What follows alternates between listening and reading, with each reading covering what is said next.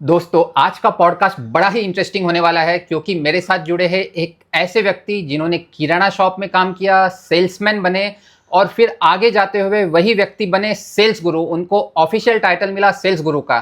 तो ये amazing journey आज हम जानेंगे डॉक्टर अनिल गर्ग जी की।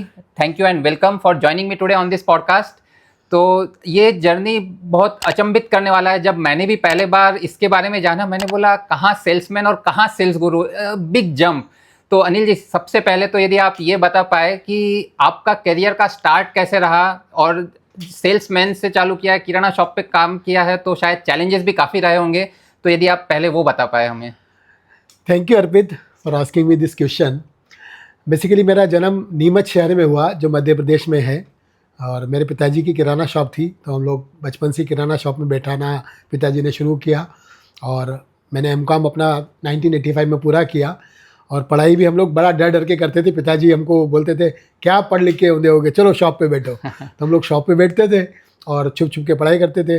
मैंने बीकॉम मेरिट लिस्ट में आया मैं 1983 में। मैंने एमकॉम 1985 में कंप्लीट किया। जब 85 में मैंने कंप्लीट किया, किराना शॉप कुछ ज़्यादा चलती नहीं थी, तो घर में मैं ऐसा था कि जो एमकॉम तक पढ़ा, तो पिताजी को लगा कि भाई इसको तो अभी पढ़ाई लिखाई हो गई, मेरे दो छोटे भाई थे तो उनको किराना शॉप पे लगाएंगे और इसको अनिल को तो अभी बोलो कुछ करो। तो उन्होंने मुझे बोला कि तुम जाके अपना कुछ ढूंढो, मैं तुमको तो रोटी पानी नहीं दे सकता, तुम अपना कुछ करो। तो एक तरह से उन्होंने मुझे घर से बाहर निकाल दिया। तो बेसिकली आपको इंडिपेंडेंट बनना है अभी, आपको खुद का रोटी खुद कमाना है, खुद खाना है। यस। तो मई जून में एग्ज़ाम हुआ था 85 में एमकॉम का, और जुलाई में शायद उन्होंने मुझे बोला कि तुम निकल जाओ। फिर जुलाई में मैं निकल के, मेरे मामा जी हैं इंदौर में थे, मतलब रमेश चंद्र जी गोयल, उनके दो लड़के योगेश भैया और सुरेश भैया, वो नीमच आए थे किसी काम से, तो वो मुझे उठा के इंदौर ले आए उनके घर में। और वहाँ पे उनका पास हुक्का माचिस करके एक ब्रांड था, तो मेरे को उसकी मार्केटिंग में लगा दिया। तो वहाँ से मेरे करियर की शुरुआत हो गई। हुक्का माचिस मैंने बेचना शुरू करा। तो उनके हमारे तीसरे नंबर के जो भैया नरेश, वो मेरे मार्केटिंग गुरु रहे और उन्होंने मुझे हुक्का माचिस बेचना सिखाया। तो यहाँ से मेरा करियर शुरू हुआ। फिर मैं नवंबर 85 या दिसंबर 85 में मेरे पिताजी मुझे लेके मुंबई आए। कोरस इंडिया में मेरा इंटरव्यू कराया। एलन खन्ना जी उस समय वाइस प्रेसिडेंट हुआ करते थे, तो उन्होंने मेरा इंटरव्यू लिया और इंटरव्यू लेके बोला अच्छा ठीक है जाओ एक एप्लीकेशन लेके आओ। तो मैं तो एमकॉम हिंदी मीडियम से पढ़ा, तो मैं हिंदी में एप्लीकेशन लिख के लेके उनके टेबल पे रखा। उन्होंने एप्लीकेशन निकाल के ऐसा फाड़ दिया, फेंक दिया। क्या हिंदी में एप्लीकेशन लिखा है, इंग्लिश में लिख के लाओ, नौकरी करनी है तो हिंदी में थोड़ी कुछ होता है यहाँ पे। तो मेरे जैसे तैसे जितनी इंग्लिश आती थी उतना। तो आप बोल रहे हैं आपको इंग्लिश इतना नहीं आता था उस वक्त? इतना कि कितना ही आता ही नहीं था। अच्छा, okay. Hindi medium through out. तो सरकारी स्कूल में पढ़े, तो कोई इंग्लिश मीडियम या कॉन्वेंट ऐसा कुछ तो था ही नहीं। तो फिर एप्लीकेशन जैसे तैसे लिखी, समहाउ उन्होंने मुझे सेलेक्ट कर लिया और मुझे नौकरी मिल गई, सेल्समैन की नौकरी। मैंने 1 जनवरी 1986 को इंदौर में कोरस इंडिया की ब्रांच में एज ए सेल्समैन ज्वाइन किया। 850 रुपये मेरी पगार थी। ओह, ओके। और कट पिट के 709 रुपये 85 पैसे मिलता था मुझे। अरे बाप रे, आज के ज़माने में तो कुछ भी नहीं है। होटल में जाओ तो पूरा खाना भी नहीं खा पाए। हाँ, फिर जो भी मतलब ईश्वर की कृपा रही मेरे पे, जो भी रहा, मेरा काम अच्छा रहा, मेरे को प्रमोशन होते रहे।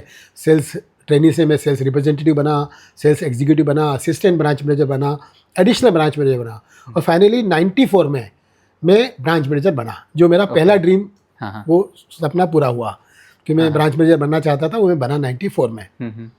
तो जब मैं 94 में ब्रांच मैनेजर बना, उस समय तब मैंने सोचा कि अनिल अभी आगे क्या तेरा, मतलब व्हाट इज़ योर फ्यूचर। अपने आप से मैंने क्वेश्चन किया, अगर तेरे को आगे जाना है, मुंबई जाना है, जीएम बनना है, एजीएम बनना है, या नेशनल मैनेजर बनना है, तो एमकॉम हिंदी मीडियम को तो कोई बनाएगा नहीं। तो मैंने कहा कुछ तो करना पड़ेगा। फिर मैंने 94 में, अच्छा इस बीच मेरी शादी हो गई 89 में, इस बीच मेरे 2 बच्चे हो गए। 90 में मेरा पहला बेटा हुआ मोहित, 94 में दूसरा बच्चा मेरा हो गया अर्पित। तो मैं 2 बच्चों का बाप भी बन गया और मैनेजर भी बन गया। तो फिर 95 में मैंने वहाँ पे MBA ज्वाइन किया इंदौर में, IMS institute of management studies. 9 साल काम करने के बाद। बहुत कम लोगों में शायद 2 बच्चे होने के बाद। अच्छा, वो CET वगैरह का एग्जाम दिया, एग्जाम क्रैक हो गया, मेरा सिलेक्शन हो गया। वहाँ पे एक नया कोर्स शुरू हुआ था, weekend course, Saturday Sunday, working executive के लिए DBA यूनिवर्सिटी ने चालू किया था। तो मेरा उसमें सिलेक्शन हुआ, 125 बच्चे थे, तो मैंने वो MBA ज्वाइन किया। तो जब फर्स्ट इंडक्शन प्रोग्राम हुआ होटल ताज मालवा में, 3 घंटे का प्रोग्राम था।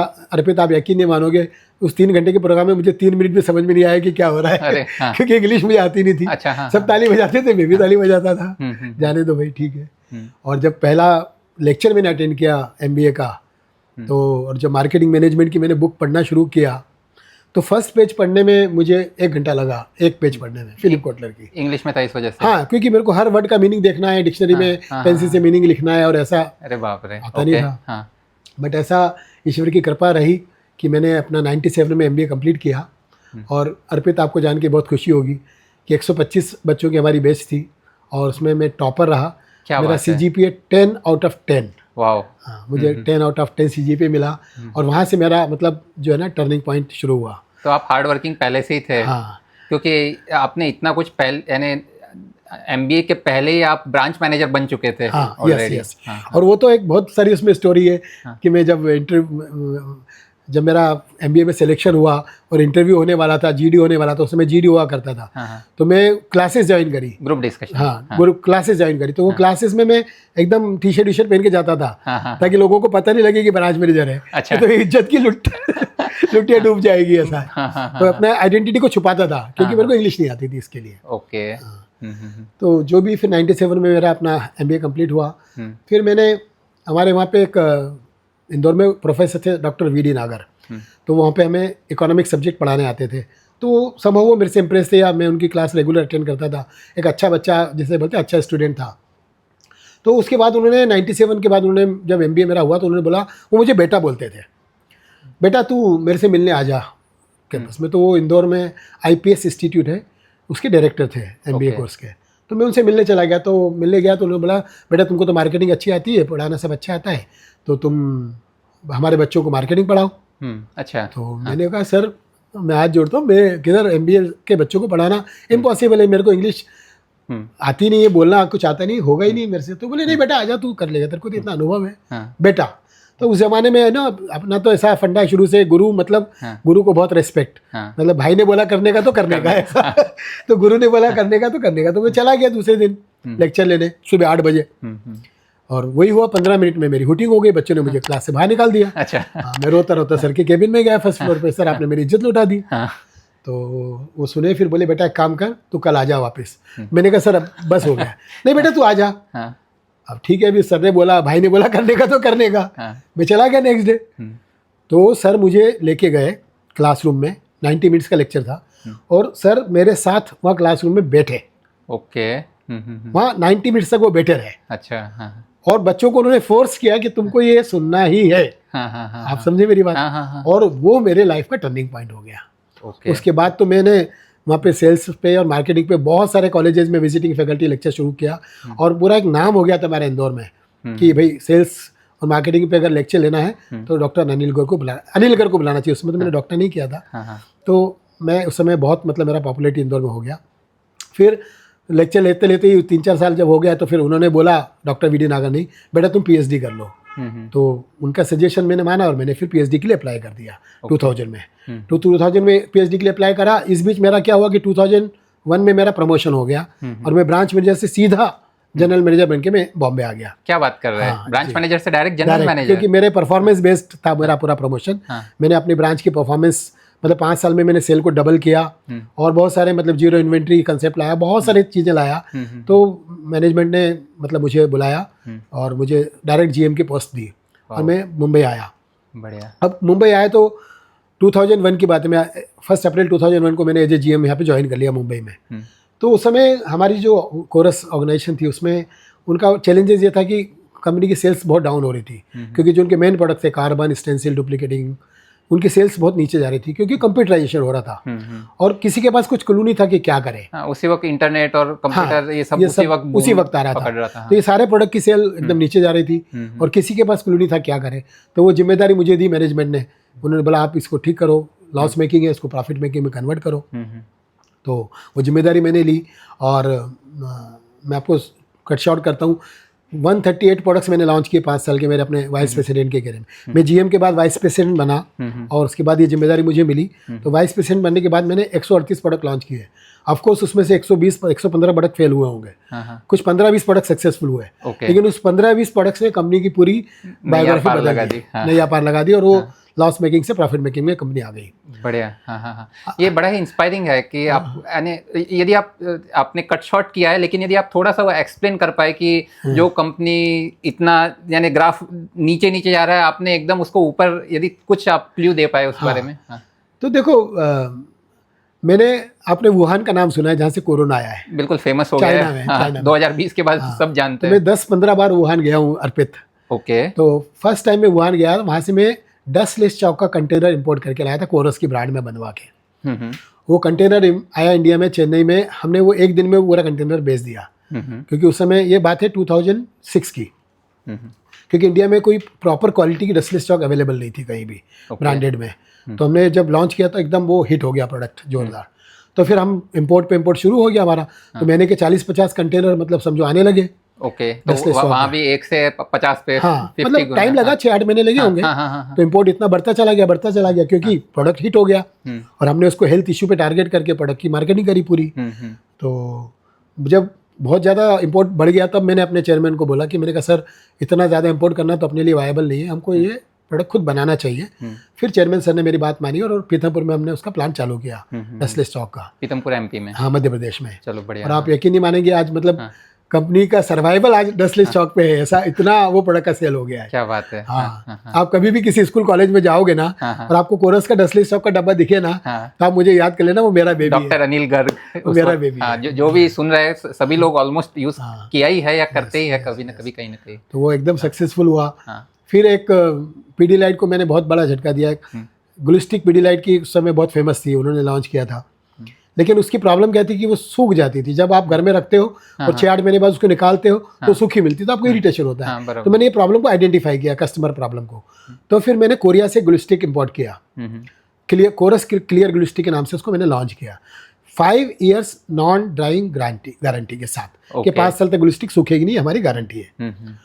और वो प्रोडक्ट एकदम हिट हो गया, क्योंकि 5 साल की गारंटी देने वाला कोई था ही नहीं उस समय। तो मैंने पूरी भारत यात्रा करी, करीब 30-40 सिटीज़ में मैंने लॉन्चिंग प्रोग्राम किए ग्लूस्टिक के। क्या बात है। और पूरा मतलब पीडीलाइट को मैंने मतलब हिला दिया उस ग्लूस्टिक से। अच्छा। हाँ, हाँ, उनका प्रोडक्ट अब कोरस में ज़्यादा चल रहा है, कोरस का ही। यस। ओके। तो यदि आप इसमें भी थोड़ा यदि विस्तार कर पाए कि आपने ये प्रॉब्लम आइडेंटिफाई कैसे किया और फिर इंपोर्ट करना है, ये डिसीजन मेकिंग ऐसा है, आप इतने बड़े बड़े डिसीजंस कैसे ले पा रहे थे? देखो अर्पित, सेल्स का मतलब ही यही है। सेल्स का मतलब ये नहीं है कि आपको बहुत ज़्यादा बोलना है, बहुत ज़्यादा कम्युनिकेट करना है। सेल्स का मतलब यही है कि आपको फाइंड आउट करना है कि क्या प्रॉब्लम है मार्केट में। आप प्रॉब्लम का सोल्यूशन लेके मार्केट में जाते हो ना, आप सक्सेसफुल सेल्समैन हो।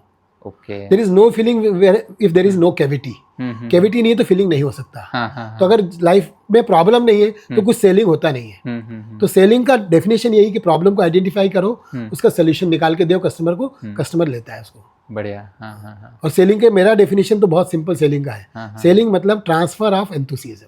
क्या बात है। आप ये क्या, यानी थोड़ा सा इसमें यदि और वापस से एक्सप्लेन कर पाए, ट्रांसफर ऑफ एंथुसियाज्म का मतलब? देखो, सेलिंग को लोग क्या समझते हैं, एक अच्छा सेल्समैन वो होता है जो कम्युनिकेशन कर सके, जिसकी और रेटिंग एबिलिटी अच्छी हो, जो अच्छा बोलना जानता है। ऐसा नहीं है, ये बिल्कुल मिथ है। ये रियलिटी ये है कि अच्छा सेल्समैन वो है जो जिसकी लिसनिंग स्किल स्ट्रांग है। ओके। और जो एंथुसियास्टिक है अपनी कंपनी के बारे में, अपने प्रोडक्ट के बारे में, और जिसका सेल्फ बिलीफ बहुत स्ट्रांग है। ओके। अगर आप ही एंथुसियास्टिक नहीं हो तो आप क्या ट्रांसफर करोगे, है ना? ओके। तभी मैं एंथुसियास्टिक नहीं हूँ, मेरी एंथुसियाज्म आपको ट्रांसफॉर्म होती है जब मैं आपसे बात करता हूँ। यही तो सेलिंग है कि आप जो अपना एंथुसियाज्म है आप दूसरों को ट्रांसफॉर्म कर रहे हो, आप सक्सेसफुल सेल्समैन बन गए। तो ट्रांसफॉर्म तभी कर पाओगे जब आप एंथुसियास्टिक रहोगे। तो मैंने लाइफ में ये सीखा, एंथुसियास्टिक रहना है, नेवर एवर गिव अप करना है और आगे बढ़ते जाना है। तो सफलता मिलती चली गई। तो आपको ये सेल्स गुरु का टाइटल कब मिला, कैसे मिला, यदि उस बारे में आप बता पाए? देखो, मैंने आपको बताया कि मैंने करीब 35 साल सेल्स और मार्केटिंग में निकाले। कोरस इंडिया में मैंने काम किया, पीडीलाइट में मैंने काम किया, गोल्ड स्टार में मैंने काम किया, ऐसे बहुत सारी कंपनियों में मैंने काम किया। तो काम करते करते मैं सेल्स के ऊपर ट्रेनिंग प्रोग्राम भी लेता था, वर्कशॉप भी लेता था, सेलिंग स्किल्स पे, नेगोशिएशन स्किल्स पे। तो मेरा ये दोनों जर्नी साथ साथ चल रहा था, ठीक है ना। तो ये चलते चलते जब बहुत कॉर्पोरेट से मेरे को डिमांड आती थी कि आप सेलिंग के वर्कशॉप के लिए मेरे पास आइए, तो बहुत मेरी पॉपुलैरिटी बढ़ गई। तो बहुत पॉपुलैरिटी बढ़ गई तो लोगों ने मुझे ऐसे अपने आप ही सेल्स गुरु बोलना शुरू किया। ओके। फिर एक मेरी स्टूडेंट रही चैताली चैटर्जी, तो वो जब मैं आईपीएस में पढ़ाता था ना, अच्छा, आईपीएस में भी हाँ, पढ़ा, क्या बात है। आईपीएस में मैंने पढ़ाना शुरू किया था, मैंने आपको बताया था डॉक्टर नागर वाला के हाँ साथ। हाँ, उन्होंने बताया। तो तभी वो मेरी स्टूडेंट थी। ओके। ये बात है 98-99 की। हम्म। तो वो भी मुंबई आ गई, मैं भी मुंबई आया। तो चैताली चटर्जी ने एक ऑर्गेनाइजेशन शुरू करी, we women entrepreneur enclave. Okay. आज उस ऑर्गेनाइजेशन में मैं समझता हूँ 25-50 हज़ार मेंबर है, मुझे पता नहीं, 50 हज़ार मेंबर है उनके।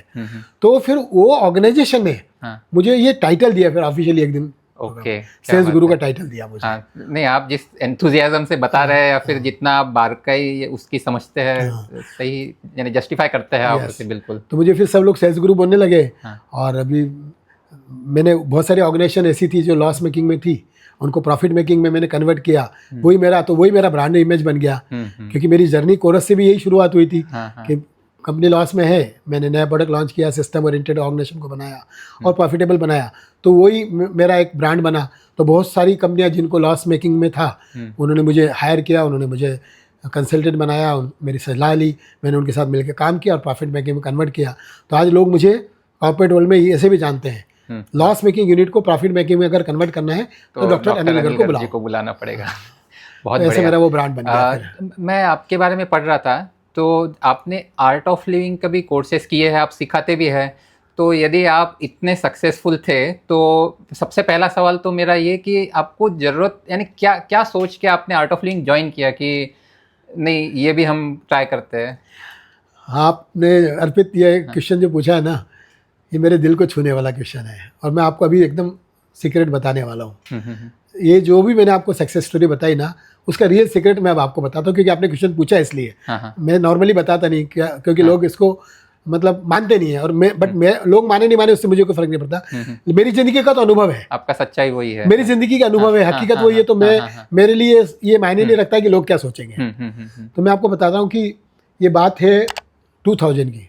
मैं इंदौर में जब ब्रांच मैनेजर बन चुका था और मेरा अच्छा सक्सेस चल रहा था, सब कुछ हो रहा था, तो हम लोग एक फ्लैट में रहते थे, ग्राउंड फ्लोर का हमारा फ्लैट था। हमारे बाजू में एक डॉक्टर रहते थे, डॉक्टर राजेश बंसल, उनकी वाइफ थी सुनीता बंसल। तो उन्होंने आर्ट ऑफ लिविंग का ये कोर्स किया। उस समय हैप्पीनेस प्रोग्रामिंग बोलते थे, उस समय बोलते थे पार्ट 1 कोर्स ऐसा, आर्ट ऑफ लिविंग का पार्ट 1 कोर्स ऐसा 6 दिन का कोर्स था। तो वो सुनीता बंसल ने वो कोर्स किया और मेरी वाइफ और वो दोनों फ्रेंड थी। तो समहाउ उन्होंने, सुनीता जी ने मेरी वाइफ को मतलब कन्विंस कर दिया कि ये कोर्स करना चाहिए। तो ऐसे एक दिन मेरी वाइफ मेरे को बोलती है कि मुझे ये 6 दिन का एक कोर्स हो रहा है आर्ट ऑफ लिविंग का, मुझे करना है। मैंने कहा नथिंग डूइंग, कुछ नहीं, फालतू बात नहीं करना है। ये क्या है, आई डोंट बिलीव इन बाबा वाबा एंड ऑल दोज थिंग्स। मैं देखो सेल्स फील्ड थी, ग्लैमरस फील्ड होती है। आप लॉन्चिंग प्रोग्राम करते हो, गेट टुगेदर करते हो, पार्टियां करते हो, ये करते हो, तो आप एक थोड़ा सा आपका एक और अलग रहता है मतलब। तो मुझे फिर इसमें बिलीव ही नहीं था और मुझे लगातार सफलता भी मिल रही थी, तो मुझे ऐसा कोई था नहीं। मैंने कहा नहीं, कुछ नहीं जाना, नहीं जाने का। तो आप तो जानते हो वाइफ अगर इंडियन वाइफ जीत पे आ जाती है तो क्या करती है, तो आपको मालूम है। फाइनली वो पीछे लगी रही और मुझे सरेंडर करना पड़ा। तो मैंने सरेंडर किया। मैं कहा ठीक है, करो, जाओ, अभी क्या करेंगे। अब वो 6 दिन जब कोर्स करके आई तो मैं देख रहा हूँ उसके अंदर चेंजेस आ गया। शादी के बाद कुछ सालों बाद उसको एक प्रॉब्लम थी कि उसको चक्कर आ जाते थे और वो कभी कभी चक्कर खा के गिर भी जाती थी। तो मैंने अनिल भरानी वहाँ के हार्ट स्पेशलिस्ट है उनको दिखाया, न्यूरोलॉजिस्ट को दिखाया, सबको दिखाया, लेकिन किसी के पास उनकी प्रॉब्लम का सोल्यूशन नहीं था। तो मैं देख रहा हूँ उनकी प्रॉब्लम सॉल्व हो रही है। ओके। उनको चक्कर आना बंद हुए। फिर मैं देख रहा हूँ कि वो मेरे से ज़्यादा प्यार करने लगी है, चिड़चिड़ापन कम हो गया है, गुस्सा कम हो गया है, मेरे से हंस के बात कर रही है, मुस्कुरा के बात कर रही है। मेरे को बहुत टेंशन आ गया। अच्छा। मैं अर्पित आपको सच बताऊं, मेरे को टेंशन ये आया कि किसी ने मेरी वाइफ के ऊपर कुछ ब्लैक मैजिक किया है। अच्छा। भाई ऐसा हो नहीं सकता ना। आप 6 दिन कुछ 3-4 घंटे कहीं जाके आते हो और आपके लाइफ में ऐसा बदलाव आएगा, ऐसा हो नहीं सकता, इम्पॉसिबल है। अभी इंटेलेक्चुअल माइंड तो यही बोलेगा ना, बराबर है ना। तो मेरा माइंड बोला कुछ तो गड़बड़ हुआ है। So you will not believe, I went to do the course to check what went wrong with my wife. Oh अच्छा, ये रीजन मैंने पहले बार सुना है कि इस वजह से कोई, मैंने इसलिए कोर्स किया ये देखने के लिए कि क्या लफड़ा चलता है, मैं पता करता हूँ और फिर उसको बराबर ठीक करता हूँ, है ना। ऐसा गुस्से में मतलब कि ऐसा कुछ तो गड़बड़ है। लेकिन अर्पित मैं आपको क्या बोलूँ, जब वो 6 दिन का मैंने कोर्स किया है हैप्पीनेस प्रोग्राम, और जब मैंने वो सुदर्शन क्रिया सीखी और उसका प्रैक्टिस शुरू किया, मेरे को जीवन में पहली बार ये महसूस हुआ कि name, fame, money, recognition, position, post, ये सब तो जीवन में जरूरी है, लेकिन उससे ज़्यादा जरूरी कुछ वो है अपने मन की शांति। और वो मुझे तब मिली जब मैंने सुदर्शन क्रिया करना शुरू किया। और जब वो मन की शांति मुझे मिलना शुरू हुई तो मतलब मैं आपको बता नहीं सकता कि मेरे जीवन में कितना बदलाव आया। मतलब खुशियों से जीवन भर गया। मेरी वाइफ के साथ बहुत सारा कई बार तनाव होते थे, झगड़े, सब कुछ बंद हो गया। एकदम जिंदगी एकदम रसमय और प्यारमय हो गई। बढ़िया। और आप यकीन नहीं मानोगे, 2000 में मैंने कोर्स किया था, नवंबर दिसंबर में किया होगा। आप यकीन मानोगे नहीं मानोगे, कोई माने नहीं माने, मुझे कोई फर्क नहीं पड़ता। लेकिन सच्चाई ये है कि कोर्स करने के 6 महीने के अंदर मार्च 2001 में मेरा प्रमोशन हुआ। मैं जनरल मैनेजर से मैं ब्रांच मैनेजर से सीधा जनरल मैनेजर बन के मुंबई आया। पूरी हायरार्की मैंने क्रॉस किया। अब थोड़ी देर पहले जो बता रहे थे कि आप ब्रांच मैनेजर से जो एकदम जंप मारी। तो रीजनल मैनेजर होता है, जोनल मैनेजर होता है, फिर नेशनल सेल्स मैनेजर होता है, एजीएम होता है, फिर जीएम होता है। तो इतनी हायरार्की होती है। लेकिन मैं बोलता हूँ कि मेरे अंदर कोई एक्स्ट्रा ऑर्डिनरी क्वालिटी थी ऐसा कुछ था नहीं, मुझे तो नहीं लगता था। ये पूरा मेरे गुरु ग्रेस से काम हुआ, सुदर्शन क्रिया करने से काम हुआ। और गुरुजी की मतलब ऐसी कृपा उसके बाद हुई कि मैंने पीछे मुड़ के देखा ही नहीं। यहाँ आने के बाद भी आपको मैंने बताया, पूरी कंपनी को लॉस मेकिंग से प्रॉफिट मेकिंग में कन्वर्ट किया, इतने प्रोडक्ट लॉन्च किए, सिस्टम ओरिएंटेड ऑर्गेनाइजेशन किया। और पूरा मतलब मैं बॉस, मतलब मेरा ऐसा चलता था कि मैं आपको क्या नहीं, आप सेल्स गुरु बन गए। आपको लोग उसी लिए बुला रहे हैं कि भाई हमें हेल्प चाहिए आपकी। बढ़िया। तो आपका करियर पूरा सक्सेसफुल था, आपने आर्ट ऑफ लिविंग किया, आपको हेल्प हुआ। लेकिन यदि आप उसमें थोड़ा एक्सप्लेन कर पाए कि आपने कोर्स किया तो आपको क्या फ़र्क महसूस हुआ खुद को? यही तो मेन बात है। देखो, जब आपके अंदर भीतर शांति ही नहीं है, आप लगे हो किसमें? मेड रेस है। क्या name, fame, recognition, money, promotion, increment, ये इसी में लगे हो ना आप। अच्छा, तो आप बोल रहे हैं कि आपका मन शांत हुआ, इसके वजह से आपका क्लैरिटी बढ़ा और आप और इफिशियंसी से या फिर ज्यादा अच्छी से। एग्जैक्टली। ओके। काम तो मैं तब भी कर रहा था।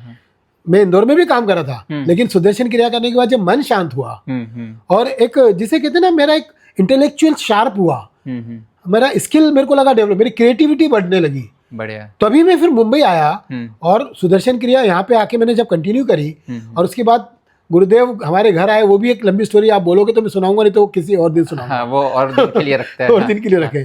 तो उसके बाद तो जीवन में इतना बदलाव आया, मतलब मैं आपको बोलूं कि मैं क्या मांगू, मतलब मांगने से पहले ही मुझे सब मिल जाता है। क्या बात है। ऐसी कोई चीज मेरी आज की तारीख में, वो कौन सी पिक्चर का डायलॉग है ना, मेरे पास माँ है, तो मैं क्या डायलॉग मारूं, मेरे पास सब कुछ है। क्या चीज की कमी है? मतलब मैं आपको क्या बोलूं कि क्या कमी नहीं है।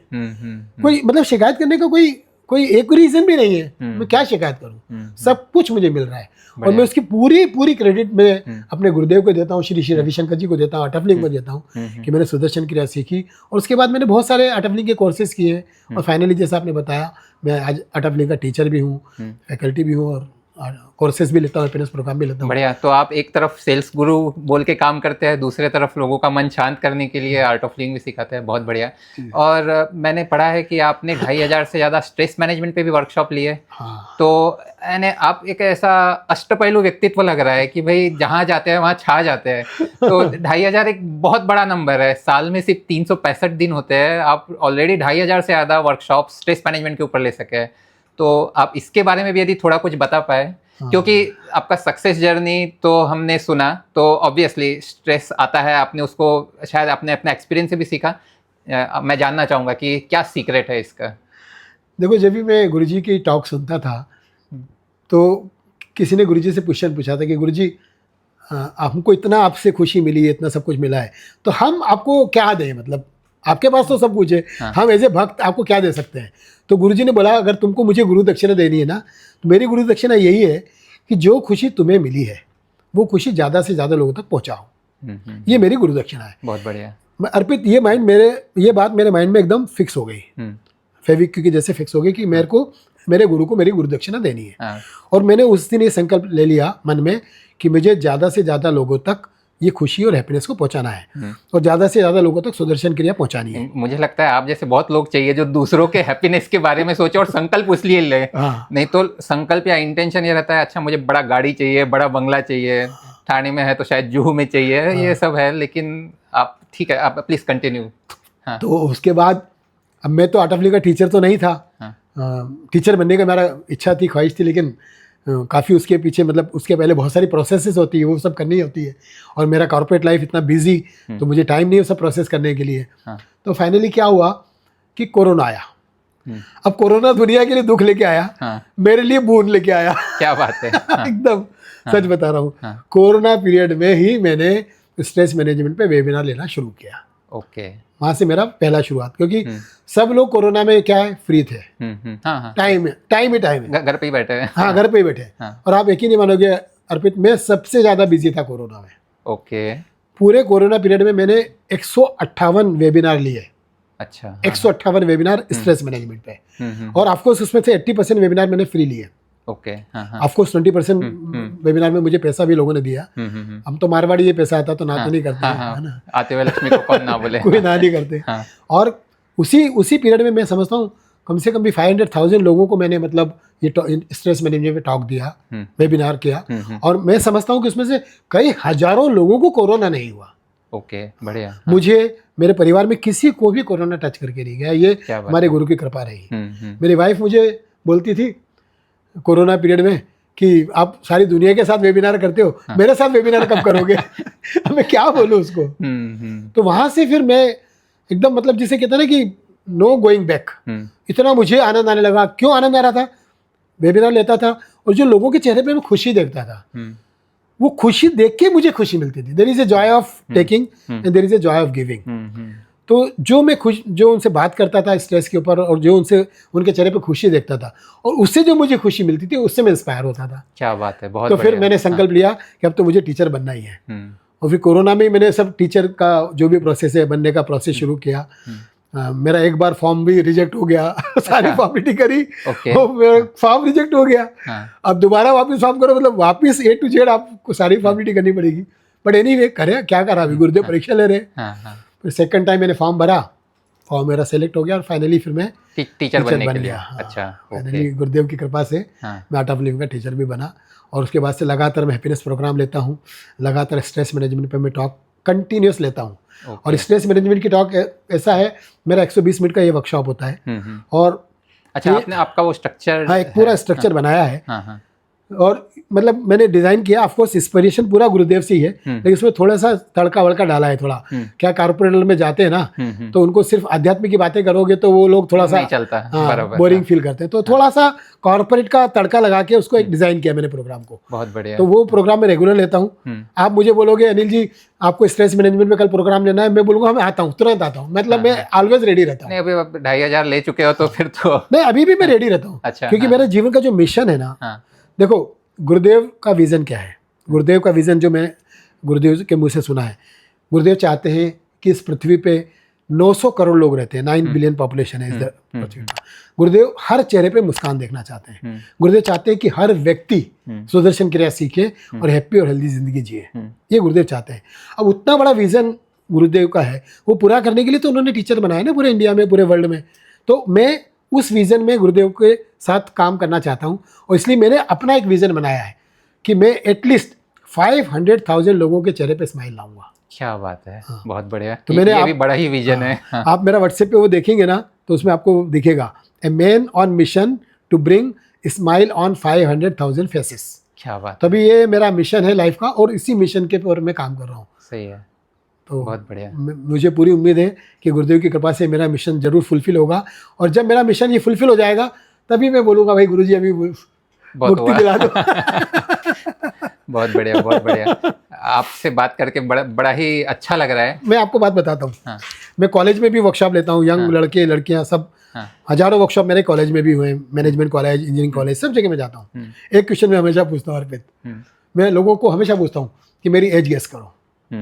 ओके, हमेशा। हाँ। और अभी तक का जितना भी अगर मैं एवरेज निकाल के दूंगा तो एवरेज मेरा लोग एज बताते हैं 40 से 50, बराबर 40 से 50 के बीच मेरी एज। आप ऐसे ही लगते ही वैसे। जबकि एक्चुअली आपको मालूम है कि मेरा एज क्या है? नहीं, मुझे भी नहीं पता। आपको भी नहीं पता है। मैं आपको बता रहा हूँ, मेरा 61 कंप्लीट हो गया, मेरे को 62 चल रहा है। क्या बात है, लगते नहीं है आप। तो जब मैं ये बात बताता हूँ तो लोग मेरी मतलब लोग क्या बात कर रहे हो सर, आप लगते ही नहीं हो, 40-50 के बीच ही आप लगते हो। तब फिर मैं उनको बताता हूँ कि अगर आपको भी 60-65 साल की उम्र में ऐसा दिखना है ना मेरे जैसा, तो सुदर्शन क्रिया सीखो। सुदर्शन क्रिया करो, वही एक राज है। मतलब मैं कह रहा हूँ किसी डॉक्टर की आपको जरूरत नहीं है, किसी चीज़ की जरूरत नहीं है। अगर आप सुदर्शन क्रिया डेली करोगे Arpit, you don't need any doctor. आपको डॉक्टर की जरूरत ही नहीं है। इतना पावर है सुदर्शन क्रिया में, सारे टॉक्सिन्स आपके बाहर निकाल देते हैं, आपके जीवन को एकदम बदल देते हैं। लेकिन लोगों को पता नहीं है, और लोगों को पता नहीं है, और जिनको पता है वो यकीन करने को भी तैयार नहीं है। हाँ। और जो यकीन करते हैं, अनुभव लेते हैं, तो आप देखो कि कितने करोड़ों लोग आज सुदर्शन क्रिया सीख चुके हैं, कितनी हैप्पी लाइफ जी रहे हैं। तो ये मैजिक है। ये मेरा तो ऐसा मानना है कि ये जो सुदर्शन क्रिया है, ये मेरे गुरुदेव श्री श्री रविशंकर जी द्वारा इस मानव जाति को दी गई एक अद्भुत भेंट है। न भूतो न भविष्यति, न आज तक ऐसा गिफ्ट मानव जाति को किसी ने दिया है, न ऐसा गिफ्ट मानव जाति को कोई दे पाएगा, ऐसा मेरा मानना है। तो इतना बड़ा गिफ्ट गुरुदेव ने आज दिया है, बस यही है कि लोग ले लें। उसी के लिए मैं प्रयास करता हूँ कि भाई ले आओ, सुदर्शन क्रिया सीखो। देखो जीवन में बदलाव आता है। मेरा जीवन दिखाता हूँ तो लोग फिर यकीन करते हैं, अरे हाँ, आपको देख के तो लगता है कि हमें भी करना चाहिए। इसलिए वो एग्जाम्पल देता हूँ अपनी एज का। और मतलब गुरु की कृपा है कि मतलब इस एज में आके तो कितनी सारी बीमारियां लोगों को लग जाती हैं, hypertension, blood pressure, sugar, diabetes, 1000 बीमारी लग जाती है। लेकिन गुरु की कृपा है, मेरी प्रैक्टिसेस हैं कि हैप्पी और हेल्दी लाइफ जी रहा हूँ गुरु की कृपा से, बस। बहुत बढ़िया। तो ऐसा इसका जादू है, सुदर्शन क्रिया का मैजिक है ये। सही है। थैंक यू अनिल जी, बड़ा अच्छा लगा आपसे बात करके। तो before we end our talk, आपका कोई मैसेज ऑडियंस के लिए? हाँ, मेरा मैसेज है यंग जनरेशन के लिए। हाँ। आज देखो आप, यंग जनरेशन, ये JNG और ये सब चल रहा है। हाँ। यंग जनरेशन किस चीज़ में बिलीव करती है वो आपको पता है। हाँ। लेकिन सोशल मीडिया तो है, लेकिन नशा, इंटॉक्सिकेशन उनका आजकल ये है। हो रहा है। उनको लगता है कि जिंदगी इंटॉक्सिकेशन के बगैर मुमकिन ही नहीं है। और वो जिंदगी को भी गाली देते हैं, है ना। मतलब क्या मतलब चल रहा है मुझे नहीं पता। तो मैं उनके लिए एक मैसेज देना चाहता हूँ। ये जिंदगी बहुत खूबसूरत है, ये जिंदगी बहुत खूबसूरत है, हमें जीना नहीं आया। ये जिंदगी बहुत खूबसूरत है, हमें जीना नहीं आया। अरे बच्चों, असली नशा, अरे असली नशा तो आर्ट ऑफ लिविंग की सुदर्शन क्रिया में है, जो अभी तक आप लोगों को पीना नहीं आया। क्या बात है, बहुत बढ़िया। सही, ठीक है। Thank you. आई होप कि जो भी लोग ये देखे, यदि उन्होंने नहीं किया है सुदर्शन क्रिया, तो ज़रूर सीखे आर्ट ऑफ लिविंग के प्रोग्राम में जाके। और मैं लिंक लेके डिस्क्रिप्शन में दे दूंगा कि कैसे वो ज्वाइन कर सकते हैं कोर्सेज के लिए। बिल्कुल। थैंक यू अनिल जी, बड़ा ही इंस्पिरेशनल टॉक था आज का। थैंक यू अर्पित। बहुत सारे लोगों को इससे हेल्प होगा, आपने समय निकाला, उसलिए भी thank you. Thank you so much Arpit.